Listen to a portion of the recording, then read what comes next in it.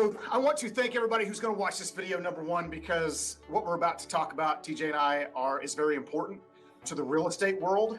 TJ and I both run across this every day, not just in our own businesses, but with people who reach out to us, whether it's in classes or through his brokerage or just our acquaintances in the real estate communities, because what we're finding is that it's hard. It's hard, right? This business is a contact sport. And if you're not equipped with the resources to overcome objections, like this is like going back to the early sales days, and when we used to have scripting classes and objection classes, and I'm not sure that people do that a lot anymore. I think with technology, I think it gives people the excuse to hide behind a cell phone or hide behind these things and, oh, I'm just going to make an offer electronically, and that's the end of it, right? But I feel like where we win is that we are in the relationship business, number one. Overcoming objections, especially for potential VA home buyers, because of all the nonsense that we experience, is paramount, right? We need to get this right. And what I feel like, and TJ, correct me if I'm wrong, and we'll tell people our format here in just a second, but I feel like that agents have a hard time if they call a listing agent and are going to submit an offer. One, they don't call, they just submit the offer. And two, they are possibly scared to death that they're going to get pushback for that VA offer and not know how to respond. Yep. Is that accurate? Absolutely. 100%. Yeah. Yep. Before we get into this thing, I want to let everybody know kind of what we're going to do. We're going to go through some of this role playing a little bit. And I'm going to tell everybody before they watch this, we have not scripted any of this. I have not told TJ the objections I'm going to give him. Number one, off the cuff and be able to respond naturally is paramount. If this sounds robotic to people, it's just not going to have the same effect. So what we're going to do here is completely unscripted, and that's the way we want it. And what we want to do is provide value, not only to the real estate community, but other loan officers that may watch this, feed off this, because let's face it, most of the offers that do not get accepted in the VA world have nothing to do with dollars and have everything to do with the misconceptions about the home loan. 100%. Yeah. So tell me your thoughts a little bit on some of that. Yeah, and to get into the format, every time I submit a VA loan as a buyer's agent, I'll call the listing agent to set the tone for the transaction. And one of two things are going to happen. Either I get the listing agent that says, oh, I love VA loans, I love the veteran, and I know that's going to be a good day. But the other side is the agent that just is unfamiliar with VA loans or has bought off on myths. And so I think it's important to set the tone, not only for the transaction, but for the VA loan benefit in general, to educate these agents and tell them how maybe I'm going to operate differently than some other VA transactions in the past that may not have gone through or busted for whatever reasons. I always think it's a good idea on behalf of your buyer to call the agent, find out where they stand on their VA knowledge, and correct any misconceptions that they may have. So that's kind of what we're going to do today, I think, Jason, and not to jump ahead, but I'm going to call you as the buyer's agent. You're going to be the listing agent, and we're going to have a discussion about an offer.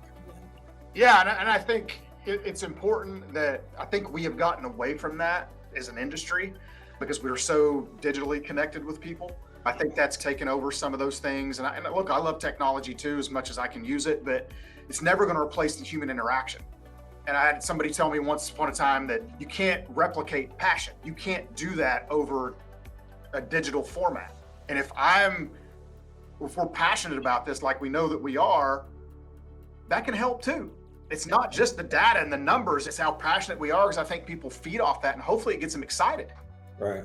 All right, so TJ's gonna call me as a listing agent and we're gonna run through some things here real quick and just pay attention to this. And obviously this is recorded and you can watch it back as many times as you want, but just pay attention to how the words that people use. I think it's important to that, and just be you. That's it. That's all people want, right? Absolutely. All right. So you're about to make the offer. Let's do this. Ring, ring. Hey, Jason. It's not going to help you. Hey, Jason. TJ Courtney from Flotilla Real Estate Partners. How you doing today? I'm good, man. How are you? Awesome. Hey, brother, I showed your house over on Curtis E. LeMay Boulevard, and it was absolutely gorgeous. So, do you have a stager that you use, or did you do that, or? Okay, no, I did not do that. I'm not quite capable of that. But yeah, we had somebody stage it, and thank God, because if they left that to me, that would be bad. I get you, man. Well, tell your stager, fantastic. My buyer absolutely loves the house, and we're going to bring you an offer. Is there anything besides total net that your seller is interested in? No, in this transaction, dollars, they speak volume. So that's probably a number one. Gotcha. Cool.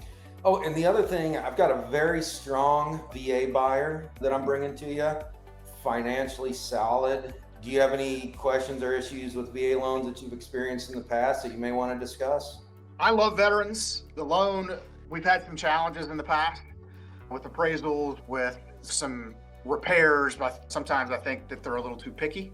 Okay. With that part of it, those are just our personal experiences with it. And what I've experienced is that the VA is a lot more picky when it comes to underwriting and things like that, and it bogs things down, and we had to jump through hoops. It's not ideal if you're asking that, but that's my experience. Yeah, and I get you. And I'm going to tell you, I do a lot of VA, and I work with a lender who specializes in VA, Jason Steyer, and actually he travels all over the country, even up to Alaska, and teaches courses on VA. We get what you're feeling, and we hear that from time to time, but I heard a couple of different concerns in there. So let's kind of address them real quick so you can understand how Jason and I operate so that you're comfortable accepting these. So what I heard was minimum property requirements on the appraisal. So all these expensive repairs and everything. Is that one of your concerns? Yeah, no, for sure. We've had some things that are just head scratchers on the appraisals, and I have no idea why we have to do it. Yeah, I got you. And believe it or not, I've seen that too, but there's a way around that. First of all, walking through the house, the appraiser is going to look for three things: safe, sound, and sanitary. I didn't see anything in that house that's unsafe, unsound, or unsanitary. Did you? It's a pretty solid clean house. Not that I've noticed. Yeah. I think there's a chance that doesn't get called out. But in the case that it does, I've talked to my buyer and I prep my buyers for this, and he's willing to do this. In our offer, we'll put that he will credit the seller $1,500 towards VA repairs at the time of closing.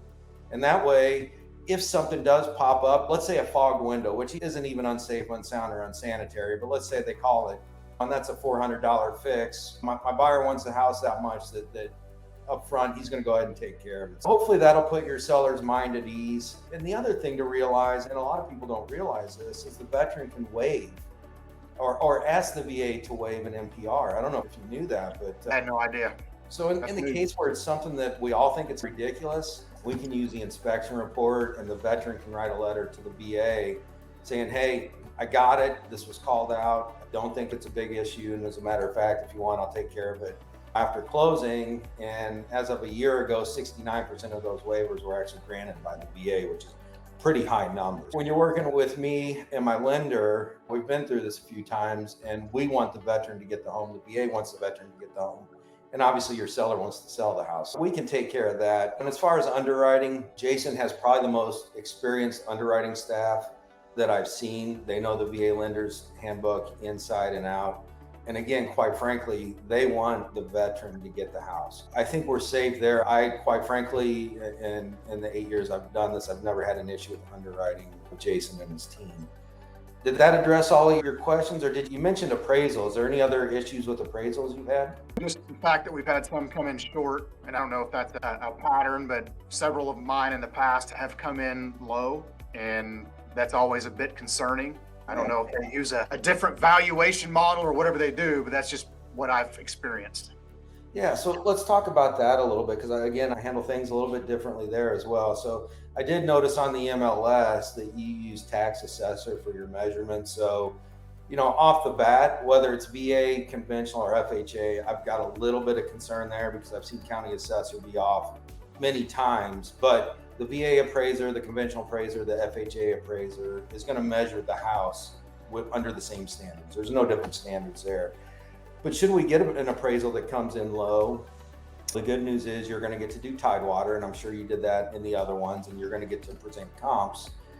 If it still comes in low, and this is where a lot of transactions stop, that appraiser has to comment on every one of your comps. and one of two things is going to be happen. They're either going to be right or they're going to be wrong, right? So if they're right, then it's between you and I to explain that to our buyer and seller that maybe we were wrong on our valuation of the property and what the appraiser is telling us makes sense. If we disagree, and again, like I said at the beginning of this, my veteran really does want this house, we can do a reconsideration of value where we go to the VA and we plead our case based on the comps that we have. The veteran writes a letter and we can try to get that value up. Yeah, I've heard about Tidewater. I think we did that the last time, but the reconsideration value process, I had no idea what that is. Yeah, and a lot of times that's where people stop. And I'll be honest with you, I've had 2 transactions where even before we got to reconsideration of value, I actually reached out to the appraiser with some comps that they had considered and some other considerations of mistakes that I saw in the appraisal. And they were very open, and on 2 different occasions, they were willing to change the value before it even went to the VA. And I think a lot of agents are afraid to talk to appraisers. I'm not. I'll call that appraiser or email them, and we'll have a discussion to go in a little bit more in depth and see if we can get that value up. So does that help you with your understanding of? No, yeah, it helps, because I don't know these things. I don't deal with this a lot, and I know I'm smart enough to know that having the right people, that's what's going to matter most for the transaction. If we have hurdles we have to jump over. Yeah, I tell you, you're not going to get a stronger buyer out there. And from our side, on the appraisal side, if you pick an FHA loan, that thing's going to stick with the house for 6 months. With my VA buyer, if for some reason the deal busts, you get another VA buyer to come in, it's a new game, right? Consider that when you're looking at our offer and looking at an FHA offer. And if you're concerned about appraisals, that's something else to consider. You're in good hands. Again, you're welcome to call my lender, Jason, if you have more questions. But I think you're going to find this to be a really strong offer. And I'll make sure I put that $1,500 in there to make your seller feel more comfortable about the repair situation. Sound good? Sounds good to me. Awesome. Thanks for your time, and I'll have it over in an hour. Perfect. So, hopefully, by watching this, it's very conversational, right? It's not adversarial like a lot of people like to get. Truth be told, I've probably been that way a time or 2. Yeah. But what I want everybody to understand is that we can use leadership skills to lead people across the aisle to work with us, not drag them. And being able to talk about these things openly and honestly and not discount their experience. You notice that didn't happen. Like, These are my experiences and I'm not telling you you're wrong. Yeah. But this is what happens, and this is what could have probably done different. Did you experience this? No, you didn't. That type of thing. Yeah. Like when I addressed Tidewater or ROV, that I had no idea what that is. To me, that's the lender's responsibility to talk to people about those things, or me educating my agents to be able to talk to listing agents about that. If you don't work this as a team, you're not going to be successful in the conclusion. And I think you're right. And I think on the ROV, just talking to agents out there, when I asked them what the appraiser's comments were on the Tidewater, 9 times out of 10, no idea. And they didn't even know that the appraiser was required. And I think that's a key point, because like I said in the phone call there, one of 2 things, I've looked at it where I'm like, hey, this appraiser's spot on. We missed the mark. Yep. Or like I said, I had one appraiser on a new build here, had 9 errors throughout the appraisal. And I called her and she said, you know what? I'm just swamped right now. And she goes, send me an email with those. And she came up 10,000 on value. And she's like, yeah, I was wrong. And we didn't have to go NOV on that. Yeah. Well, we're all human, right? And I think this is having this interaction, and hopefully people watch this and they'll get some of those little tidbits out of it and either work with somebody who can help them perfect that craft. Because at the end of the day, we're trying to help people. And unlike conventional loans, the VA home loan has a lot of weeds to get through, right? Not on its own merit, but because what we have created is an industry. So we have the responsibility to help people get through it. And if you're a broker, or if you're whatever it is, you have to train people or find somebody to train them. And that's what I do when I teach these classes is I'll put people on the spot. Right. How do you handle that? And most of the time they get, they clam up. Yeah. Now I get it, but in my opinion, if you're confident, you should be able to spit it out. Yeah, absolutely. It's important to know the myths out there know how to handle the objections, but you got to practice it. And I do it on every VA transaction. I submitted that offer last night for Jason, and this is what made me think of it. The listing agent absolutely loves VAs, and we got it accepted today. But yeah, so and that's always a good thing too. It's a lot easier to have that conversation because that agent's been educated, right? Yeah. Not just because they love veterans, but they have to love the VA loan in tandem. Yeah, I'm not doubting people's patriotism, but what I sometimes doubt is their logic behind the things that they come up with. And yeah. so I've heard an agent in the same sentence say, I love my veterans, but they put zero down, so they're just not a very strong buyer, like in the same sentence. And exactly. I just think we as an industry, we have a lot of work to do still, even as good as people are at it these days, and so many self-proclaimed VA experts and things like that running around out there. We still have a lot of work to do. And I think that teaching people and having these conversations and scripting, and we're going to do some more of these over some different topics of relating to making offers, and even me on LO side and things like that. If there's things that we can help you with, obviously TJ's in the Oklahoma City market. I do business all over the country, but I can help you wherever you are and have these types of conversations with you. But man, I appreciate your time today, and I'm looking forward to doing more of these soon. Yeah, buddy. Thanks. And I'm open to script with anyone, any state they're in. We can script some VA. So thanks for your time, Jason. All right, man.